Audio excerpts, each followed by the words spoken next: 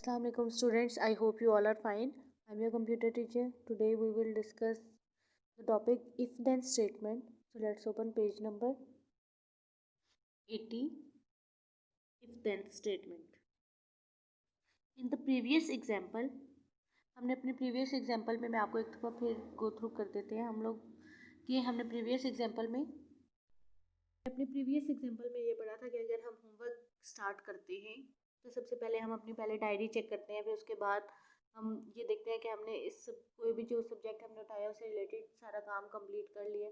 उसी एग्जांपल को कंसीडर करते हुए हमने आज का काम करना है कि हम इफ देन स्टेटमेंट कैसे यूज़ करते हैं।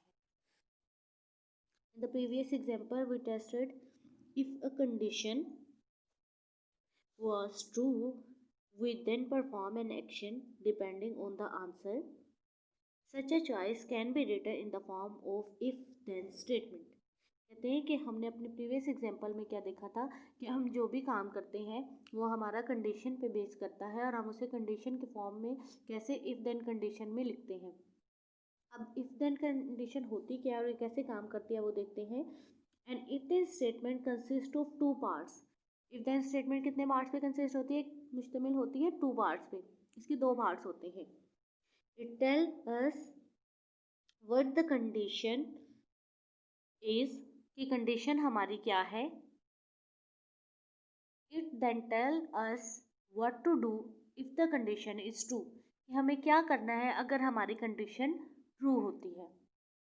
If the condition is not true then we automatically continue doing what we are doing previously. यानी अगर हमारी कंडीशन ट्रू हो जाती है तो हमने क्या करना है, लेकिन अगर हमारी कंडीशन नॉट ट्रू है तो हमें वही काम करते रहना है जो हम कर रहे हैं। उसी होमवर्क वाली एग्जाम्पल को कंसीडर करते हैं। Let's create an algorithm for completing our homework, कि हमने एक एल्गोरिदम लिखना है होमवर्क कंप्लीट करना है। हमारा टास्क क्या है कि हमारी बस एक प्रॉब्लम है कि हमने होमवर्क से रिलेटेड एक एल्गोरिदम लिखना है। We will use the if then statement, और हमने क्या यूज़ करना है? इफ देन स्टेटमेंट को। अब इसका सबसे पहले मैंने आपको बताया था कि एल्गोरिदम लिखने का मतलब होता है स्टेप बाय स्टेप हम जो भी काम कर रहे हैं उन्हें लिख लें। तो जब हमें होमवर्क से रिलेटेड अगर कोई एल्गोरिदम लिखना है तो सबसे पहले हमें क्या चेक करना है? अपनी डायरी। तो पहला स्टेप क्या होगा? चेक होमवर्क डायरी, कि हमने होमवर्क डायरी को चेक करना है। उसके बाद हमने जो भी सब्जेक्ट स्टार्ट किया उसका होमवर्क स्टार्ट करना है। इट मीन्स स्टार्ट होमवर्क, कि हम सेकेंड स्टेप हमारा क्या है? डायरी चेक करने के बाद हमने होमवर्क को स्टार्ट करना है। नेक्स्ट उसमें क्या काम होगा कि जो भी हमें काम मिला है, क्वेश्चन आंसर है, जो भी काम है उसको सारा कंप्लीट करना है। Answer the first question, it means कि अगर हमें 5 क्वेश्चंस का होमवर्क मिला है तो हमने पहले फर्स्ट क्वेश्चन सॉल्व करना है। इफ़, अब देखें यहाँ पे इफ़ क्वेश्चन जो है ना स्टेटमेंट यूज़ होने जा रही है। If all questions have been answered, कि अगर हमें 5 क्वेश्चन फर्स्ट कर लें कि हमें मिले हुए हैं 1 to 5 और हमने सारे क्वेश्चन जो है उनका आंसर लिख लिया है या उनका आंसर हो गया, हमसे सॉल्व हमने कर लिए, देन स्टार्ट पैकिंग अप। तब हम क्या करेंगे कि अगर हमारी डायरी पे एक ही काम है, हमें उसके होमवर्क में 5 क्वेश्चन मिले थे, हमने पहले फर्स्ट क्वेश्चन किया, फिर second, then third, fourth and fifth. जब हमारे सारे क्वेश्चन हो जाएंगे तो हम क्या करेंगे? पैक कर देंगे अपने बैग को।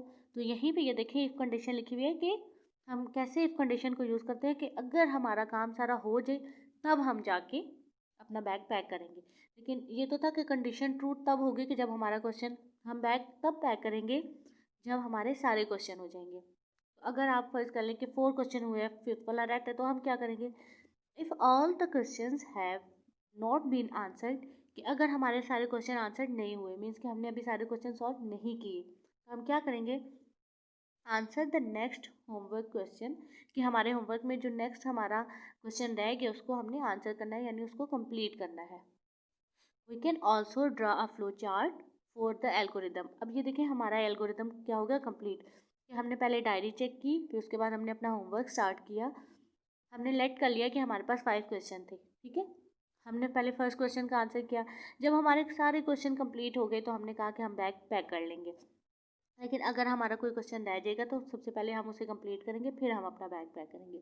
तो इसी तरह फ्लो चार्ट को यूज़ करते हुए फ्लो चार्ट के सिंबल्स जो हमने पढ़े थे कि हम इनपुट आउटपुट के लिए कौन सा पैरेललोग्राम शेप यूज़ करते हैं, प्रोसेसिंग के लिए हम रेक्टेंगल और डिसीजन के लिए हम डायमंड शेप यूज़ करते हैं और उनको एरोज से आपस में कनेक्ट करते हैं। तो इसी काम को यूज़ करते हुए हमने इसका अब फ्लो चार्ट बनाना है। That is on the next page. ये सिंबल हम यूज़ किसके लिए करते थे? इनपुट आउटपुट के लिए। ये हम प्रोसेसिंग के लिए यूज़ करते हैं, हम डिसीजन के लिए, और इन एरोज के थ्रू इन सिंबल्स को हम कनेक्ट करते हैं। अब जो हमारी एग्जांपल थी उसी को हमने फ्लो चार्ट में कन्वर्ट करना है। तो पहले ये पढ़ते हैं, if you follow the arrows of the flow chart with a finger, you will see that you can travel into two different direction from the decision box। कि अगर हम इन्हीं सिंबल्स को फॉलो करते हुए इनको आपस में कनेक्ट करें तो हम टू डायरेक्शन में, हमारे पास दो डायरेक्शंस हो जाएंगी। कि हमारे पास एक होगा कि अगर हम क्वेश्चन कंप्लीट सारे कर लेते हैं तब हम बैक पैक करेंगे, अदरवाइज हमने क्या करना है, अपना काम पहले कंप्लीट करना है। The decision box contain the conditional statement. हम डिसीजन बॉक्स में क्या लिखते हैं, अपनी कंडीशन को लिखते हैं। One of the arrows tell us which part to take if the condition is true. जो हम दो एरो यूज़ करते हैं उनमें से एक एरो हमें ये बताता है कि अगर हमारी कंडीशन ट्रू होती है तो हमें क्या करना है। The other arrow tell us which part to take if the condition is not true. Second उसका जो एरो होता है वो हमें ये बताता है कि हमने, अगर हमारी कंडीशन नहीं होती ट्रू तो हमने क्या करना है। मीन्स कि हमारी अगर कंडीशन है कि हमें सारे क्वेश्चन को आंसर करना है, अगर हमारा कोई रह जाएगा इट मीन्स कि हमने दोबारा काम को पहले कंप्लीट करना है, तब हमने बैक पैक करना है। एक कंडीशन ये हो जाएगी, और एक कंडीशन ये है कि अगर हमने सारे क्वेश्चन आंसर कर लिए हैं पहले से ही तो हमने क्या करना है, बैक पैक कर लेना है। अब इसका एल्गोरिथम देखते हैं कि हमने सबसे पहले क्या किया था, स्टार्ट किया अपना एल्गोरिथम। उसके लिए हमने इनपुट क्या की कि हमने अपनी डायरी को चेक किया। ठीक है, चेक होमवर्क, हमने होमवर्क डायरी पे पहले चेक किया, और फिर हमने क्या किया, हमने उसमें से जो भी हमें काम मिला उसके क्वेश्चंस को अटेम्प्ट किया। उसके बाद हमारी ये कंडीशन थी, देखिए ये कंडीशन है ना, हमने अभी ये बात की थी कि कंडीशन को हम डायमंड शेप में लिखते हैं। कंडीशन में हम क्या करेंगे, ये चेक करेंगे have all the question been answered, कि क्या हमने सारे क्वेश्चन कर लिए हैं। अगर ये कहता है ठीक है कि यस, इट मीन्स कि हमने काम कंप्लीट कर लिया, तो हम क्या करेंगे, नेक्स्ट हमारी आउटपुट क्या होगी, हमने बैग को पैक करना है। लेकिन अगर यहाँ पे हमारी कंडीशन ट्रू नहीं है, इट मीन्स कि हमने अभी काम कंप्लीट नहीं किया, तो वो क्या करेगा, अगर नो है इट मीन्स कि हमने अभी काम कंप्लीट नहीं किया, नो आंसर है, तो हमने क्या करना है, अगेन हमने जो क्वेश्चन छोड़ा है या जो काम भी हमारा रह गया है हमने उसे कंप्लीट करना है। फिर अगेन चेक होगा कि क्या हमने सारा काम कंप्लीट कर लिया। तो अब अगर सारा काम कंप्लीट हो गया तब हम बैक पैक करेंगे। लेकिन अगर फिर यहाँ पे आके कोई चीज़ हमारी मिसिंग हमें लगे कि हमने होमवर्क में नहीं की, तो इट मीन्स कि हमने अगेन इस स्टेप को फॉलो करना है, और अगेन जो कोई चीज़ रह गई है अपने होमवर्क में उसको कंप्लीट करना है। अगेन फिर ये बात चेक होगी कि क्या हमने सारा काम कंप्लीट किया है या नहीं। तो अब अगर हमारा काम कंप्लीट है तो हम बैक पैक करेंगे और हमारी जो भी एक्टिविटी है वो एंड हो जाएगी। तो यही उसी एल्गोरिथम का फ्लो चार्ट है। तो आज सबसे पहले आप अपने नोटबुक पे लिखेंगे इफ़ देन स्टेटमेंट की डेफिनेशन जो है, and if then statement consist of two parts. It tells us what the condition is, if then tell us what to do if the condition is true. ठीक है, यहाँ तक इसका answer होगा कि इफ़ हमें स्टेटमेंट ये बताती है कि इसके दो पार्ट्स हैं, और ये हमें ये बताती है कि अगर हमारी कंडीशन ट्रू है तो हमें क्या करना है, and if the condition is not true when we automatically continue doing what to do with previously। ठीक है, यहाँ से इसका आंसर स्टार्ट होगा इफ स्टेटमेंट का, और यहाँ तक एंड होगा। ये आपने नोटबुक पे लिखनी है। फिर आपने क्या करना है कि आपने इसका जर्नल सेंटेंस लिखें, इफ कंडीशन देन टास्क। और आपने आज का जो एल्गोरिदम है वो ये लिखना है कि creating the algorithm for completing our homework. उसका ये एल्गोरिदम और इसी का फ्लो चार्ट जो नेक्स्ट पेज पे हमने डिस्कस किया वो बनाना है। सबसे पहले इफ देन स्टेटमेंट की definition, then algorithm and flow chart.